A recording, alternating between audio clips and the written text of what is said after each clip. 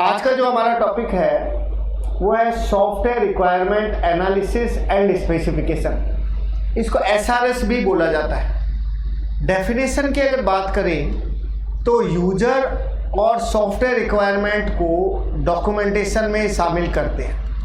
मतलब आपको पता है कि कोई भी यूजर की क्या आवश्यकताएं हैं या सॉफ्टवेयर की क्या आवश्यकताएं हैं, वो सारी आवश्यकताएं हमारी एक तरह से डॉक्यूमेंटेशन है। ऐसा नहीं है कि मैं तुम्हें डॉक्यूमेंटेशन पहली बार बता रहा हूँ, मैं कई बार पुराने वीडियो में भी तुम्हें कई बार बता चुका हूँ। डॉक्यूमेंटेशन का मतलब होता है उससे संबंधित सारी जानकारी, चाहे उस चीज़ को समझना है सॉफ्टवेयर को, तब भी वो डॉक्यूमेंटेशन आपका कहलाएगा। और अगर यूजर की क्या आवश्यकता है वो भी आप डॉक्यूमेंटेशन में शामिल कर सकते हैं। तो इसका मतलब एसआरएस क्या हुआ? एसआरएस का मतलब हुआ कि यूजर और सॉफ्टवेयर दोनों को मिलाकर जो चीज़ बन रही है वो आपका एसआरएस है। तो इसमें सॉफ्टवेयर की आवश्यकताएं शामिल है। कंपोनेंट की अगर बात करें तो पहला फंक्शनल रिक्वायरमेंट होता है, दूसरा नॉन फंक्शनल रिक्वायरमेंट होता है। फंक्शनल रिक्वायरमेंट का मतलब देखो, पास में जैसे बच्चे ने लिखा हुआ है इनपुट आउटपुट यूजर और आउटपुट, मतलब आपको तीन चीज़ों से मतलब है।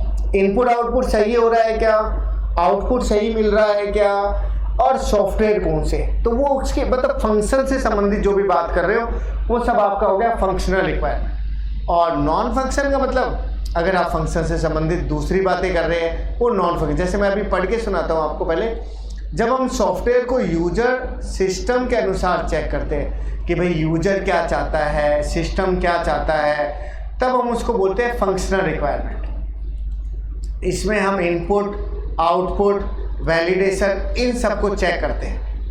और नॉन फंक्शनल का मीनिंग क्या होता है? नॉन फंक्शनल का मतलब आप लोग परफॉर्मेंस को देखते हैं, उसकी सॉफ्टवेयर की परफॉर्मेंस कैसी आ रही है। तो ये नॉन फंक्शनल बातें हो गई। इनपुट आउटपुट से संबंधित बातें नहीं है, यूजर से संबंधित बातें नहीं है, ये नॉन फंक्शनल है। इसमें आप परफॉर्मेंस को शामिल कर रहे हो, कैसे आप रिसोर्स की स्पीड को बढ़ा सकते हैं, कैसे परफॉर्मेंस को बढ़ा सकते हैं। जैसे मैंने आपको एक टॉपिक पढ़ाया था सॉफ्टवेयर क्वालिटी, तो मैंने आपको कहा भी था कि वो एक ऐसा मैटर है कि आप इस सॉफ्टवेयर इंजीनियरिंग में क्या किसी भी सब्जेक्ट में भी आप कहीं पे भी अगर शामिल करना चाहें तो कर सकते हैं। तो वो सेम ही बात है कि आपकी परफॉर्मेंस को बढ़ा रहा है। और इसी प्रकार से फॉर्मेट को भी चेक कर सकते हो कि डेटा का फॉर्मेट सही है या नहीं है। ये सब चीज़ें उसकी परफॉर्मेंस रिक्वायरमेंट कहलाएगी। और यूजेबिलिटी रिक्वायरमेंट की बात करें तो आप कहेंगे कि भाई ये यूजर फ्रेंडली सिस्टम बनाता है, ऐसा सिस्टम बनाता है जिसमें ट्रेनिंग देने का हमें ज़रूरत पड़ती है, तो उसमें ट्रेनिंग भी हमें करते हैं, सॉफ्टवेयर को उपयोगी बना देते हैं ताकि यूजर उसको आसानी से यूज कर सके, उसको वो बात समझ में आ सके चीज़ है क्या। उसके बाद में आता है सिक्योरिटी रिक्वायरमेंट। सिक्योरिटी रिक्वायरमेंट में सिस्टम के मिस यूज को कंट्रोल करते हैं हम। इसके लिए सिस्टम सिक्योरिटी इसका उपयोग हम लोग लेते हैं। अब देखो एक बात बताइए, आप लोग समझे बात को, कि अगर मैं आपको कहता हूँ सिस्टम का मिसयूज रोकना है, सिस्टम को कंट्रोल करना है, सिस्टम में सिक्योरिटी देनी है, तो तुम कैसे दोगे? तुम्हें पता है सर हम लोग एंटीवायरस डाल लेंगे, हम लोग क्या यूज करेंगे, फायरवॉल का यूज कर लेंगे। फायरवॉल क्या होता है? फायरवॉल जो बाहर से सुरक्षा देता है। एंटीवायरस क्या होता है? जो इंटरनल सुरक्षा करता है। कुल मिला के आप क्या चाहते हो? आप चाहते हो कि आपका सॉफ्टवेयर का मिसयूज ना हो। तो ये आपका हो गया नॉन फंक्शनल रिक्वायरमेंट। फिर आ गई रिलायबिलिटी, अवेलेबिलिटी। ये भी वही सेम मैंने आपको बताया था, सॉफ्टवेयर क्वालिटी की तरह ही है। सॉफ्टवेयर फेल नहीं होना चाहिए। सिस्टम का हम लोग बैकअप लेके रखते हैं ताकि सिस्टम को क्या रखा जा सके, मेंटेन रखा जा सके, सिस्टम को बनाए रखा जा सके। फिर नेक्स्ट चीज़ क्या होती है? मेंटेनेबिलिटी। मेंटेनेबिलिटी का मतलब होता है कि इसमें हम एरर को सही करते हैं कि यार कोई एरर तो नहीं आ रही है, उसको हम लोग सुधारते रहेंगे, सिस्टम को इम्प्रूव करते रहेंगे, सिस्टम धीरे धीरे ग्रोथ करता रहेगा। भाई कितने बिट का है, भाई 64 बिट वाला चाहिए, इंटरनेट की सुविधा चाहिए, ड्राइवर कोई नया चाहिए, तो वो मेंटेनेबिलिटी हो गया।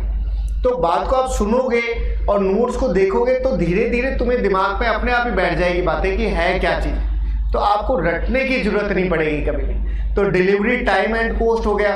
इसमें हम डेवलपमेंट टाइम को अनुसार कॉस्ट को निर्धारण करते हैं। हम देखते हैं कि डेवलप करने में कितना समय लग रहा है। सॉफ्टवेयर हार्डवेयर की आवश्यकताओं को हम लोग चेक करते हैं कि सॉफ्टवेयर की आवश्यकताएं क्या है, हार्डवेयर की आवश्यकताएं क्या है। तो ये सब चीज़ें हो गई भाई। हमें ये देखना पड़ता है कि यार हम लोग जो सॉफ्टवेयर बना रहे हैं उसमें कितना खर्चा आएगा, कितना टाइम लग जाएगा, तभी तो हम लोग किसी का सॉफ्टवेयर लेंगे ना। तो ये भी सिस्टम की आवश्यकता है। एक्यूरेसी भी हम लोग देखते हैं, जैसे देखते हैं सॉफ्टवेयर का आउटपुट, देखते हैं सॉफ्टवेयर का आउटपुट तो सही आ रहा है ना, एक्यूरेट आ रहा है ना, पॉइंटों में कोई फ़र्क तो नहीं आ रहा है। फिर आता है डिज़ाइन। डिज़ाइन में आप सॉफ्टवेयर डिज़ाइन को चेक करते हैं, सॉफ्टवेयर डिज़ाइन का ध्यान रखते हैं। अब देखो नेक्स्ट जो पॉइंट बन गया characteristics of SRS.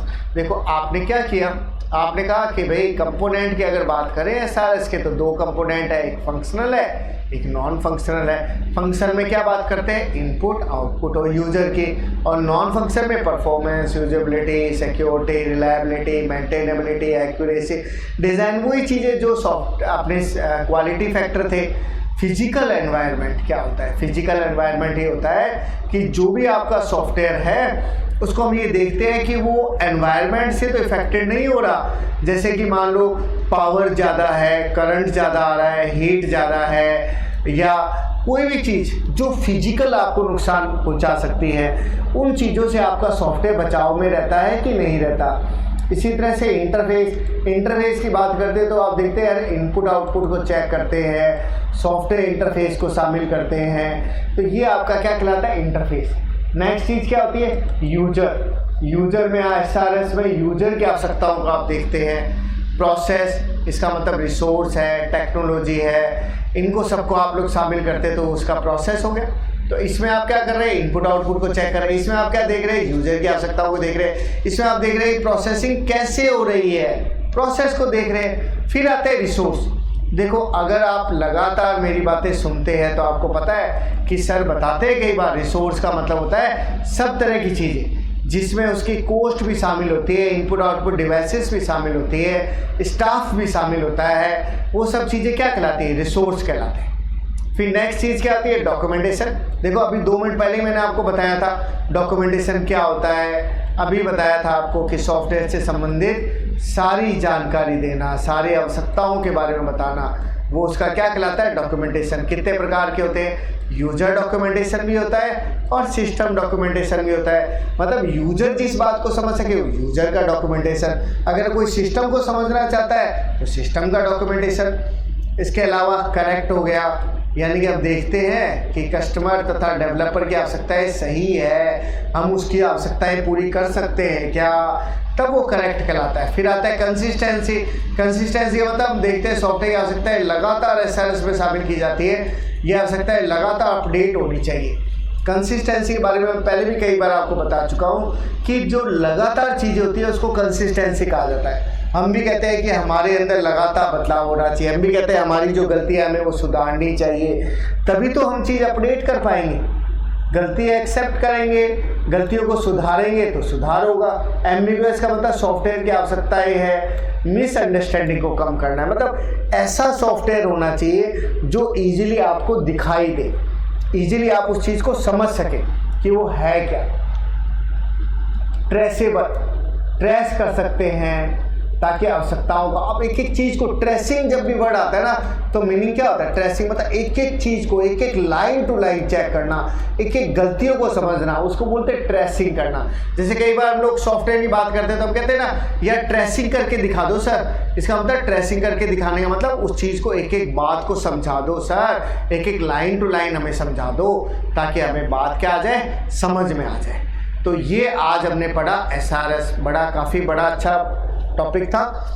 Next video में हम देखेंगे यूनिट, हमारी कौन सी यूनिट शुरू करेंगे, सेकंड यूनिट, कॉस्ट एस्टिमेशन।